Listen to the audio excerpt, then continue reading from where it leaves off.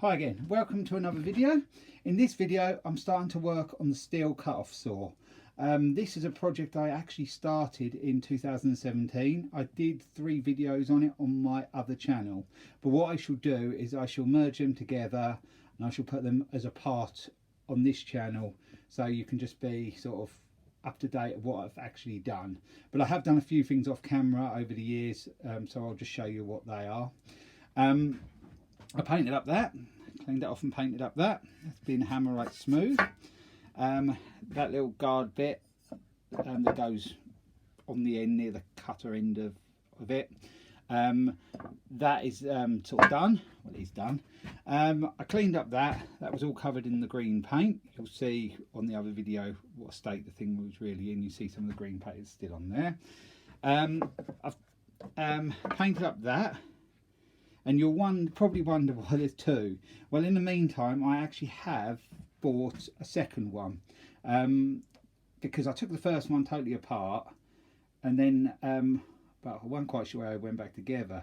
Not that I even got near to that stage, but I saw a cheap one, so I bought it. So actually, I've got duplicates of everything.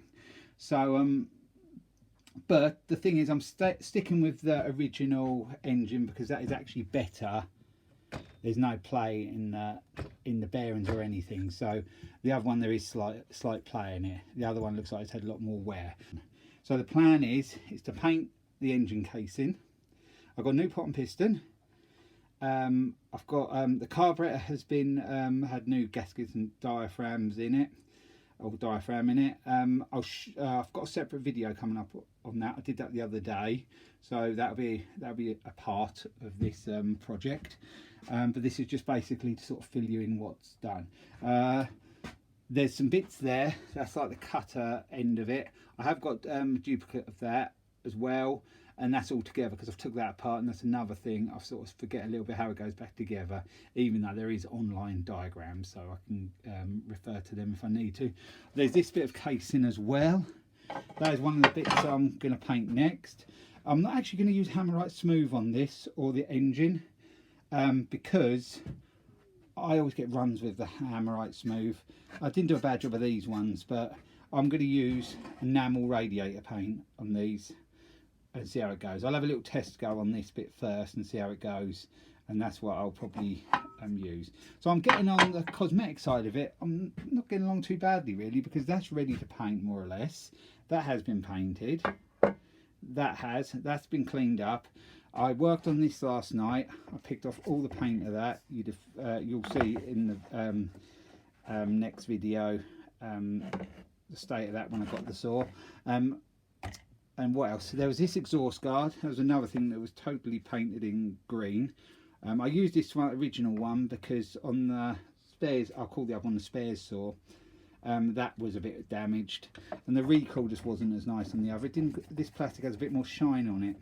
I used paint stripper on there and it actually did an okay job. The steel badge is a bit damaged, but I couldn't really help that, and it was a bit scratched anyway when I got it. So let's just have a look in the spares box. So this is a spare saw box. Basically there's everything in there to build another saw. When I'm finished the other one, this will just be tucked away in the box, so everything's together. So let's just go back to the bench a second. Well, I was going to use the original engine, but there is a couple of little problems with that now. It's not really important, this isn't, but if I'm doing it up, I don't really want it there. There's a crack there on the casing, and there is a very small amount of play in the bearings. I didn't think there was, but there is. I couldn't really show you that on camera, but this one has got,